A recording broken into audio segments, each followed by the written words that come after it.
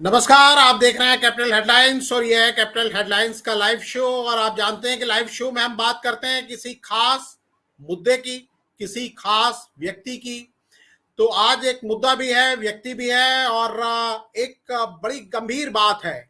और गंभीर बात केवल मिडिल ईस्ट के लिए नहीं है बल्कि पूरी दुनिया पर उसका एक असर देखा जा सकता है। इजराइल ने कल एक हमला किया, लेबनान की राजधानी बेरूत के दक्षिणी हिस्से में हमला किया, बंकर बस्टर बम बरसाए। और उस हमले के बाद इजराइल के जो सैन्य अधिकारी है, आईडीएफ है, उन्होंने ऐलान किया कि उन्होंने हिजबुल्लाह के चीफ को मार दिया। और चीफ का नाम सब जानते हैं, हसन नसरल्लाह। और खासतौर पर जब से वॉकी टॉकी ब्लास्ट हुए थे तब से उनकी चर्चा काफी ज्यादा हो रही थी, क्योंकि उन्होंने इजराइल को धमकी दी थी कि आप अब नतीजे भुगतने के लिए तैयार रहें। हसन नसरल्लाह कोई नया नाम नहीं है, कोई नए व्यक्ति नहीं है। 1992 से ही वो इस संगठन की, हिजबुल्लाह की कमान संभाले हुए थे और ईरान का उनको बड़ा करीबी माना जाता है। और ईरान ने जो एक्सेस ऑफ रेजिस्टेंस बनाया हुआ है, जिसमें हूती विद्रोही हैं, हमास है और हिजबुल्लाह है, तो ये ईरान इनके जरिए ये एक प्रॉक्सी वॉर उसने छेड़ा हुआ था, पहले यूएस के खिलाफ यानी अमेरिका के खिलाफ और बाद में इजराइल जैसे देशों के खिलाफ।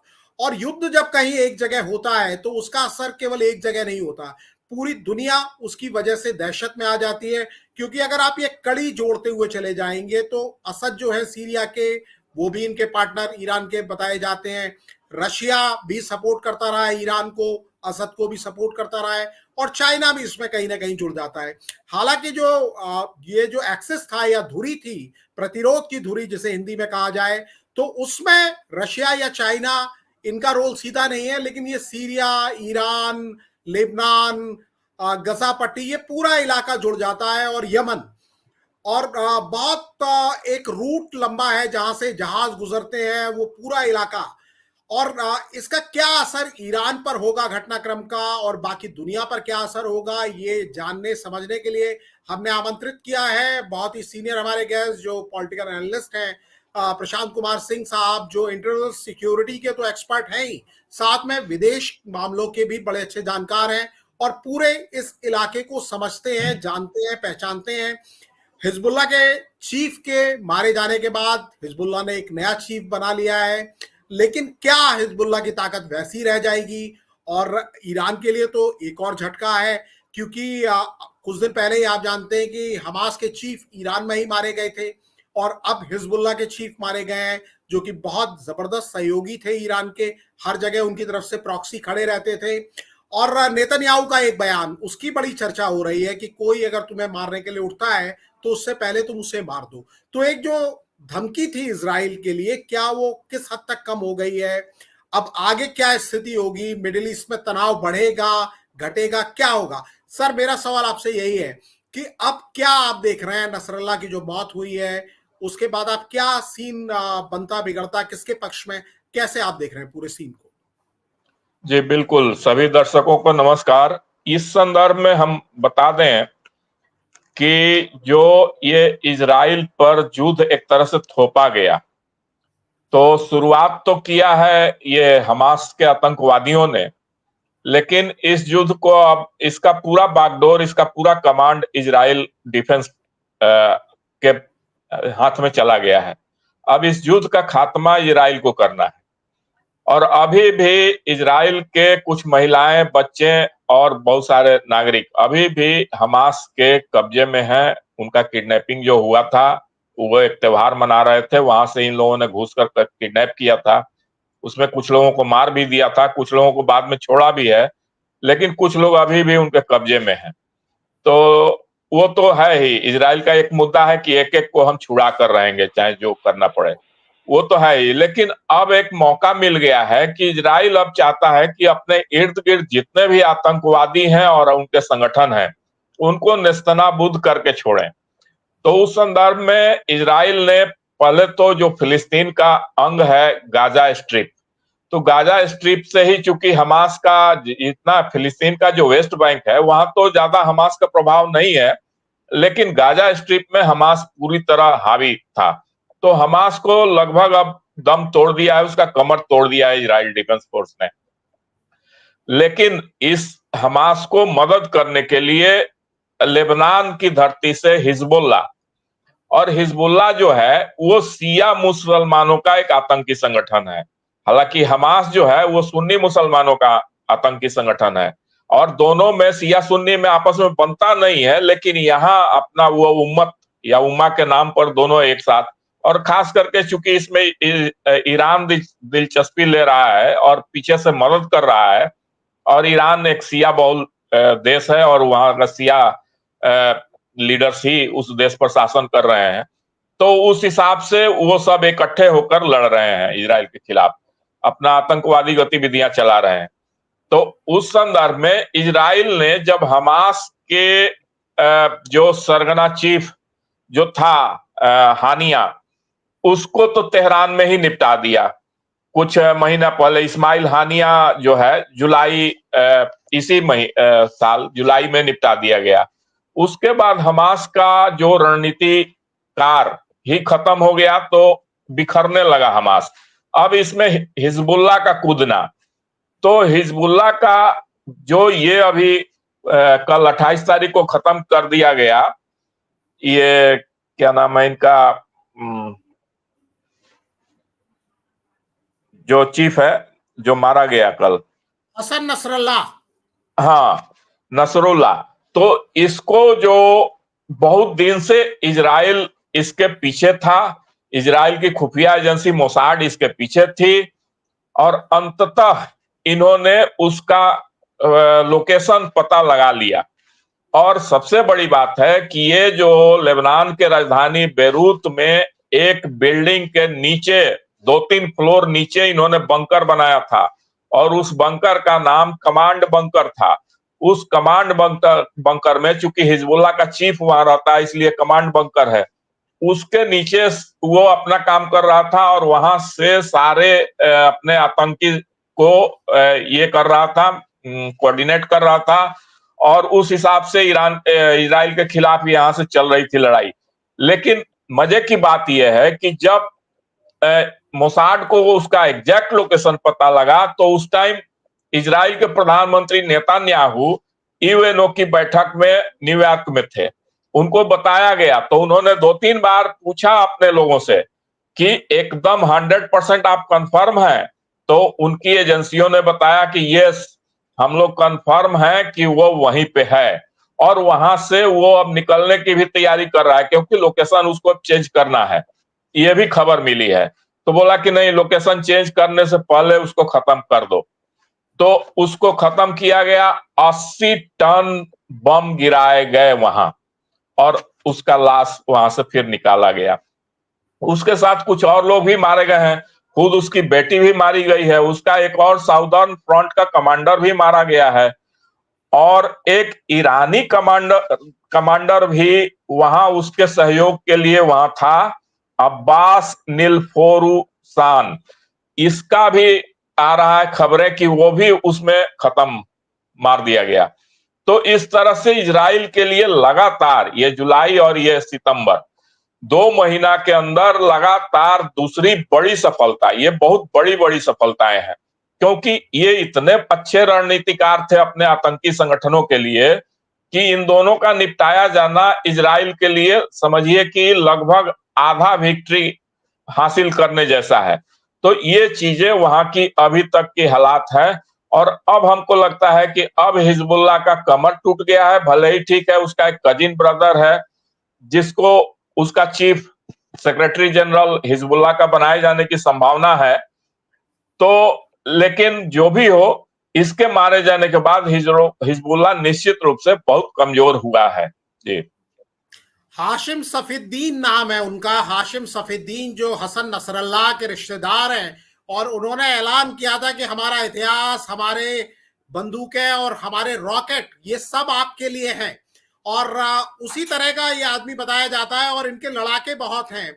और हसन नसरल्लाह के रहते हुए जो 92 में वो चीफ बने, उसके बाद दक्षिणी लेबनान से इजराइल को निकलना पड़ा था। 2006 में जो फाइट हुई थी 34 दिन चली, उसमें भी इजराइल को ज्यादा कामयाबी नहीं मिली थी, और एक तरफ से गजा पट्टी की तरफ से हमास हमला कर रहा था इजराइल की तरफ, और दूसरी तरफ से ये लेबनान की ओर से कर रहे थे, तो दोनों तरफ से घेरने की रणनीति थी।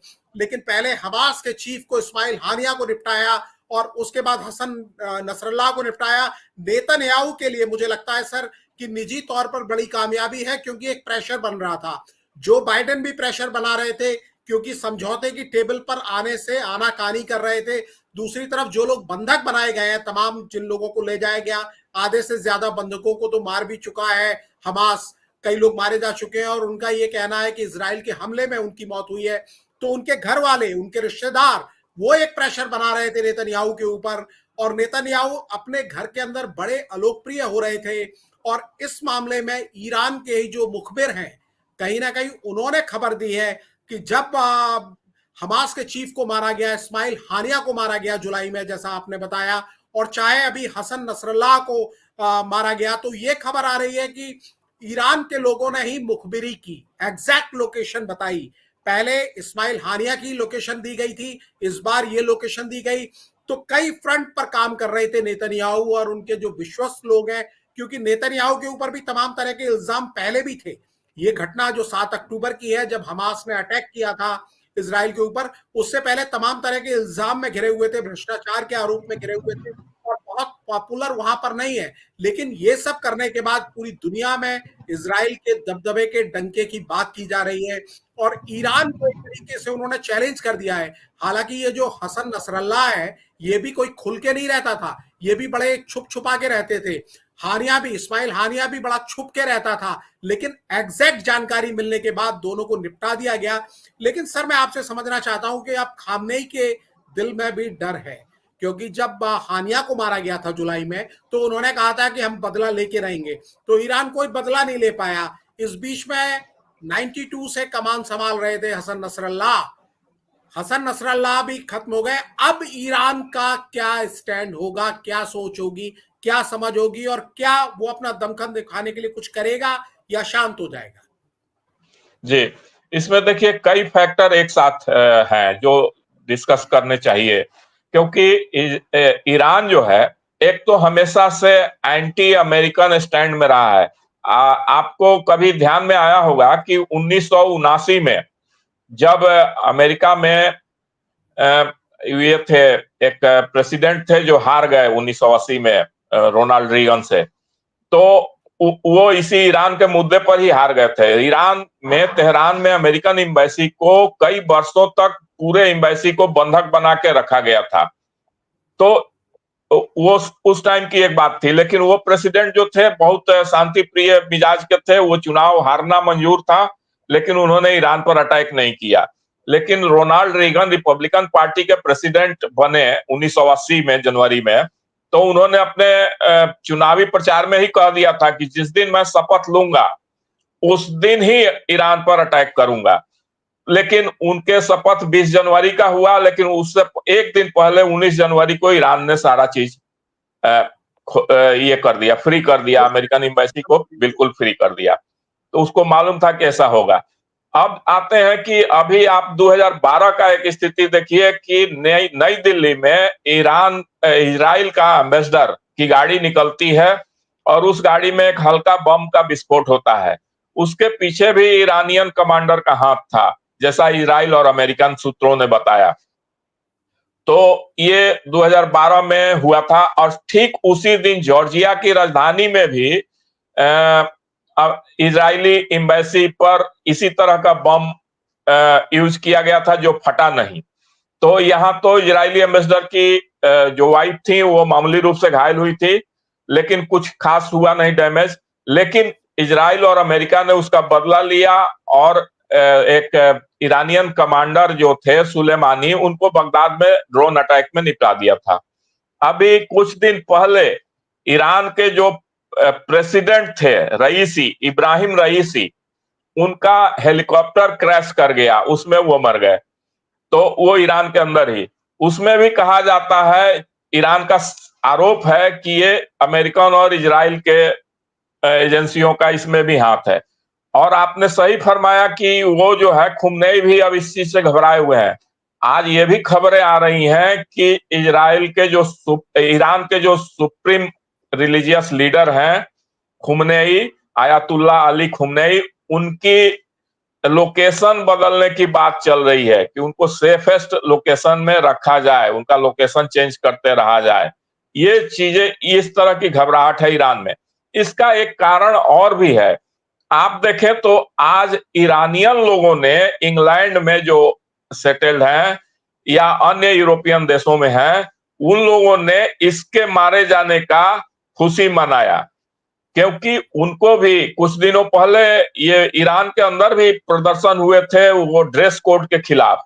वो महिलाएं इतनी बुर्का में नहीं रहना चाहती हैं, वो चाहती हैं कुछ आजादी मिले उनको। तो उस तरह की मानसिकता या उस तरह की फीलिंग जो है, उनको आजादी चाहिए, उनको अपना ढंग से रहने का ये होना चाहिए। उस चीज को लेकर ईरानियन लोगों का इस तरह का खुशी का प्रदर्शन, ये भी अपने आप में एक चौंकाने वाली बात है।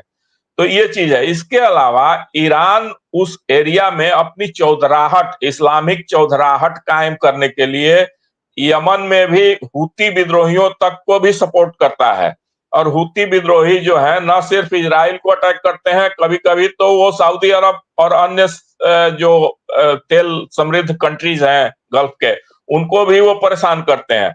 इसलिए इस तमाम जो कॉन्फ्लिक्ट है उस जोन में, उसमें एक तरह से देखा जाए तो सऊदी अरब में भी इस विषय पर खुशी मनाया जा रहा है कि इस तरह से ये हो रहा है। मतलब ठीक है, लड़ रहा है हिजबुल्ला, हमास, लेकिन इसमें काम तमाम हो रहा है ईरान का। एक चीज ये है। दूसरी चीज ये है कि अभी अमेरिका में चूंकि चुनाव का ये है, अब पता नहीं चुनाव में कौन किस रूप में इस चीज को भंजा ले। तो इसलिए अमेरिका अभी बहुत सधे हुए कदम से चल रहा है, अंदर खाने इजराइल को फुल सपोर्ट, फुल मदद दे रहा है। और हम अभी बता दें आपको कि अभी तक अमेरिका ने 8.7 बिलियन डॉलर का मदद इजराइल को दे चुका है। और आर्म्स अम्युनिशन वगैरह तो जितना चाहिए उतना भेज रहा है। ये सब चीजें हैं। तो लेकिन प्रेसिडेंशियल इलेक्शन के चलते वो लोग खुलकर कुछ नहीं बोल रहे हैं। लेकिन नवंबर में इलेक्शन हो जाने के बाद अमेरिका भी, मुझे जहां तक उम्मीद है कि अबरी बार इसको ईरान को टारगेट करने के लिए कुछ न कुछ रणनीति जरूर बनाएगा। इस तरह की परिस्थितियां अभी नजर आने लगी हैं। जी, नेतन्याहू अमेरिका में ही थे, लेकिन जो बाइडेन लगातार उनको डांट रहे हैं एक तरीके से पिछले कुछ दिनों से, क्योंकि ये समझौता नहीं हो पा रहा है जिसे युद्ध विराम की बात कही जा रही है, संघर्ष विराम की बात की जा रही है। इजराइल के अंदर भी नेतन्याहू पर एक प्रेशर बन रहा था और ये भी दावा किया जा रहा है कि नसरल्ला जो मारे गए हैं, जो अटैक हुआ है, इसके बारे में अमेरिका को भी जानकारी नहीं थी। और नसरल्ला की जो बॉडी निकाली गई है, उनकी बॉडी के ऊपर कोई जख्म नहीं है, कोई घाव का निशान नहीं है, कोई चोट उनको नहीं लगी है। ये माना जा रहा है या तो वो ट्रॉमा की वजह से मर गए या फिर उनका दम घुट गया। और हूती विद्रोहियों की आपने बात की, वो तो लगातार इस जंग में दूसरों को भी परेशान कर रहे हैं। जो जहाजों को अपना रूट बदलना पड़ा, जो एक सामान लाने के लिए यूरोप से एशिया की ओर एक इंपॉर्टेंट जहाज था। और हूती विद्रोही, जैसा आपने जिक्र किया, सऊदी अरबिया का तो लगातार परेशान कर रहे हैं। यमन में तो लगातार उन्होंने बिल्कुल नाक में दम किया हुआ है। लेकिन मैं एक बात और आपसे समझना चाहूंगा, कुछ लोगों के लिए आतंकवादी हैं, कुछ लोगों के लिए ये देश के या इंसानियत के दुश्मन हैं, लेकिन बहुत सारे लोग इनके सपोर्टर भी हैं।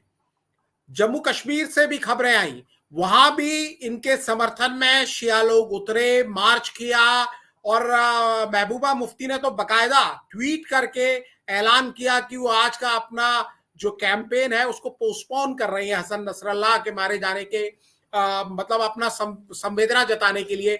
तो ये एक असर जो है इनका, ईरान का, हिजबुल्ला का, हूती विद्रोहियों का और गजा के जो हमास है, हमास का, ये असर कोई छोटा असर नहीं है। क्योंकि मुझे याद आता है वर्ल्ड कप में पाकिस्तानी एक प्लेयर है रिजवान, उन्होंने सेंचुरी बनाई और सेंचुरी बना के उन्होंने डेडिकेट किया ये हमास के लोगों के लिए।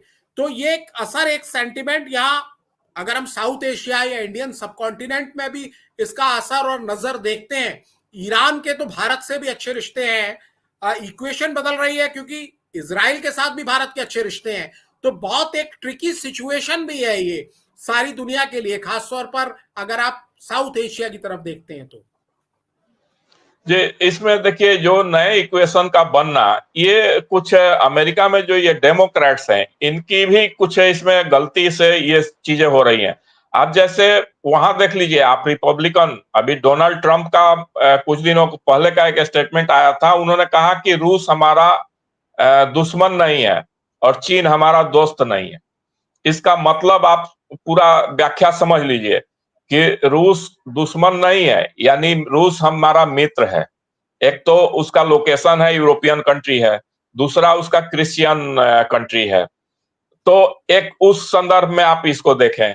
और चीन को वो जान रहे हैं कि चीन में जिस तरह से कोई प्रजातंत्र नहीं है, डेमोक्रेसी नहीं है, ह्यूमन राइट्स नहीं है, और चीन जिस तरह से अपना एक एम्बिशन लेके चल रहा है कि हमको सुपर पावर बनना है और अमेरिका को सप्रेस करके at the cost of America हमको आगे बढ़ना है, तो ये चीजें वो भांप रहे हैं। लेकिन वहां के डेमोक्रेट्स रूस को जो टारगेट कर रहे हैं, इसका नतीजा क्या हो रहा है कि रूस अपना एक अलायंस बनाने के चक्कर में है।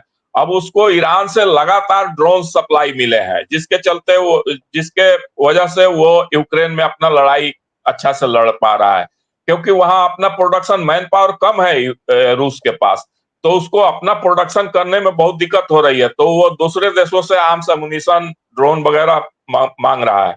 ये चीज है, और उसमें चीन भी खुलकर और नॉर्थ कोरिया भी खुलकर उसको सप्लाई दे रहे हैं। तो इस तरह से एक कंपेलिंग सिचुएशन है जो रूस इस खेमे में जा रहा है। हालांकि ये अल्टीमेटली और पूरे विश्व के लिए ये अच्छा संकेत नहीं है। अगर इस चीज को अमेरिका समझे तो ज्यादा अच्छा रहता, कम से कम, कि इस तरह का ब्लॉक बनने से रोके। क्यों?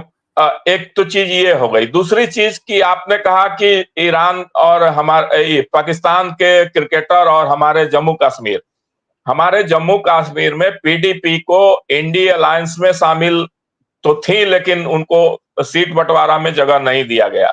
अब इसका नतीजा वो इसको उन्होंने मौके के रूप में लिया कि वहां कुछ अपना वोट बढ़ाने के लिए इस तरह का गेम खेलेंगे।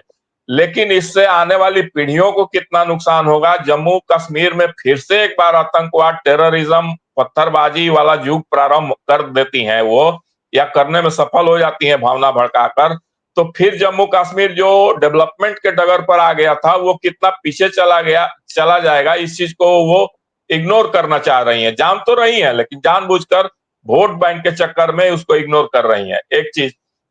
दूसरी चीज कि जब लेबनान में 3 तरह का पॉपुलेशन है और तीनों ऑलमोस्ट 1-8% आगे पीछे के साथ है, कम बेसी है, तो आप देख लीजिए वहां शिया पॉपुलेशन, सुन्नी पॉपुलेशन और क्रिश्चियन पॉपुलेशन तीनों 2%, 3% कम या ज्यादा के हिसाब से है। वहां का सुन्नी पॉपुलेशन भी खुशी मना रहा है इसके मारे जाने से, हिजबुल्लाह कमांडर के, और क्रिश्चियन तो मना ही रहे हैं खुशी। तो इस तरह की जब सिचुएशन लेबनान में है, लेबनान के लोग इससे खुश हैं, तो यहां दर्द होना ये तो अपने आप में आश्चर्य की बात है। आप किस उम्मत, किस उम्मा, इसमें आप क्यों पूरे हिंदुस्तान के माहौल को खराब करना चाहती हैं? ये तो बड़ा दुर्भाग्यजनक और बड़ा ही निंदनीय कार्य है। एक चीज। दूसरी चीज, अब पाकिस्तान का क्रिकेटर, जब पाकिस्तान में आप जाके देखें कि अमेरिका तो खैर हर कंट्री में सबसे ज्यादा सिक्योरिटी उसके एम्बेसी को रहता है, वो अपना खुद का सिक्योरिटी भी लगा कर रखता है, क्योंकि वो हर जगह टारगेट में है, चूंकि विश्व का दादा है वो। तो इस हिसाब से, और दूसरी चीज कि भारत को वो लोग काफिरों की धरती, काफिर हिंदू देश, इस तरह से वो देखते हैं, इस चश्मे से। तो भारत की एम्बेसी को भी, ये 2 एम्बेसी सबसे ज्यादा वल्नरेबल है पाकिस्तान में। लेकिन आप जाकर देखें कि इन दोनों एम्बेसी से ज्यादा सिक्योरिटी ईरानियन एम्बेसी को देना पड़ता है। भाई, पाकिस्तान भी Muslim country, Islamic country, Iran भी इस्लामिक कंट्री, फिर ईरान के एम्बेसी को आप सिक्योरिटी अमेरिका और भारत से भी ज्यादा दे रहे हैं, क्यों? ये सवाल उठता है। इसलिए कि ईरान शिया कंट्री है और पाकिस्तान सुन्नी कंट्री है। शिया सुन्नी के बीच में इतना ज्यादा तीखापन है कि दोनों एक दूसरा को फूटी आंख नहीं देखना चाहते हैं। पाकिस्तान में शियाओं के मस्जिदों पर हमले होते हैं, नमाज पढ़ रहे लोगों पर हमले होते हैं। तो ये सिचुएशन है। लेकिन यहां जब वही शिया जब किसी और कौम के साथ लड़ रहे हैं, यहूदी, क्रिश्चियन या और किसी कौम के साथ, तब वहां इनकी उम्मत सामने आ जाती है। अजीब दोगलापन है इनकी नीति में। तो अब इसको आप किस रूप में देखेंगे?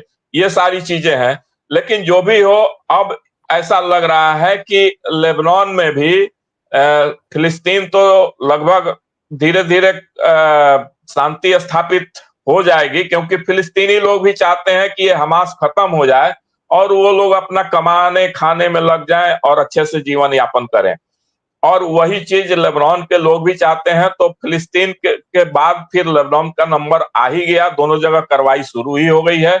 हमको लगता है कि इसका कुछ एंड रिजल्ट अच्छा आएगा, अभी तक जो लग रहा है। जी बिल्कुल, और उम्मीद की जानी चाहिए, क्योंकि कहीं जंग होती है तो उसमें बच्चे, महिलाएं, बुजुर्ग, तमाम इंसानियत एक गहरे जख्म छूट जाते हैं। मौत किसी की भी हो, कई लोगों के लिए, जैसे मैंने कहा कि हसन नसरल्लाह एक हीरो थे, एक मौलवी थे। वो इराक में जाकर अपनी तालीम लेकर आए, वहां से भी सद्दाम हुसैन ने उनको निकाल दिया था। फिर वो एक प्रॉक्सी बन गए, और कई बार कंपल्शन होती है, और बहुत से लोगों के लिए वो एक ऐसे लड़ाके थे जिसने इजराइल के पैर को उखाड़ दिया था, खदेड़ दिया था, दक्षिणी लेबनान से निकलना पड़ा था इजराइल को। लेकिन सर, मैं आपसे समझना चाहता हूं कि हाशिम सफीउद्दीन उनके रिश्तेदार भी हैं, खुद को पैगंबर का भी वो वंशज बताते हैं। अब ये कमान संभालेंगे। दूसरी तरफ जैसा खामनेई भागे भागे फिर रहे हैं, छुप गए हैं। पहले इस्माइल हानिया भी छुपे हुए रहते थे, हसन नसरल्लाह भी छुपे हुए रहते थे। लेकिन अब ये छुपा छुपी का खेल चलता रहेगा, या जैसे आपने कहा कि उम्मीद अच्छी है, लेकिन कोई भी सरेंडर करने को तैयार नहीं है। और ये तो शख्स ऐसे सफीउद्दीन साहब आए हैं जो कि ऐलान करते थे कि हमारी बंदूक, हमारे रॉकेट, हमारा इतिहास आपका ही है। तो ये कुछ ना कुछ तो ट्राई करेंगे। जी बिल्कुल, इनकी मुख्य चीज ये है कि आतंकवादियों का एक फितरत होता है कि वो मरने के लिए तैयार होते हैं, समझने के लिए नहीं। अन्यथा एक लेमैन को भी पता है कि इजराइल एक अकेला कंट्री नहीं है। इजराइल के पीछे अमेरिका का पावर है, इजराइल के पीछे तमाम नाटो कंट्रीज का शक्ति है। तो इतनी बड़ी शक्तिशाली ब्लॉक से आप जीत पाएंगे या उससे लोहा ले लेंगे लंबा समय तक, ये असंभव है। फिर भी ये उस और कदम बढ़ा रहे हैं। तो एक चीज तो ये है। दूसरी चीज ये है कि इजराइल जो है इन लोगों को, मतलब पहले भी कई दफा इन लोगों को डिफीट किया है, उसके बावजूद ये रीऑर्गेनाइज करते हैं अपने आप को, फिर उसके साथ जाकर भिड़ जाते हैं और फिर युद्ध के मैदान में आ जाते हैं। तो अब इसको क्या कहा जाए? ये है कि जब तक ये पूर्ण रूप से खत्म नहीं होंगे, ये तो उसी तरह से रीग्रुपिंग, रीऑर्गेनाइजिंग करेंगे और फिर इजराइल के साथ भिड़ेंगे। उसमें तो हमको लगता है कि ये अभी सिलसिला चल सकता है उस हिसाब से, और अभी चलेगा।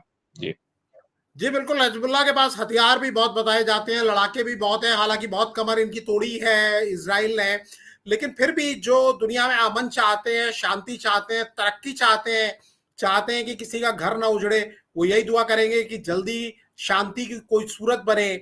और जो पूरा मिडिल ईस्ट एक खतरे के बादल लंबे समय से बन रहे हैं, वहां पर हमारे हिंदुस्तान के तमाम लोग वहां रहते हैं। हम तो ये चाहेंगे कि जल्दी से जल्दी ये तनाव की स्थितियां खत्म हो, क्योंकि ईरान से भी भारत के बड़े ऐतिहासिक और पुराने रिश्ते हैं, बड़ी अच्छी यादें जुड़ी हुई हैं। इजराइल के साथ तो दोस्ती 1992 में शुरू हुई, जब नसरल्लाह जब चीफ बने, जिस जमाने में हिजबुल्लाह के लगभग उसी दौर से संबंध इजराइल और इंडिया के शुरू हुए। तो वो संबंध लगातार मजबूत हो रहे हैं। ईरान से भी अच्छे संबंध बने रहे, रशिया से भी भारत के अच्छे संबंध रहे हैं, बाकी देशों से मिडिल ईस्ट के भी अच्छे संबंध हैं। और वहाँ काफी हिंदुस्तानी हैं। निर्माण कार्य जो पुनर्निर्माण हो रहा है इजराइल में और बाकी जगह, वहां भी भारतीय बहुत तादाद में काम कर रहे हैं। तो हम तो चाहेंगे शांति रहे, हर जगह शांति रहे, और भारत हमेशा शांति का संदेश देता है। जितनी जल्दी शांति आएगी उतनी जल्दी नॉर्मलसी लौटेगी और सभी के लिए अच्छा रहेगा। प्रशांत सर, आपने वक्त दिया, बात की, आपका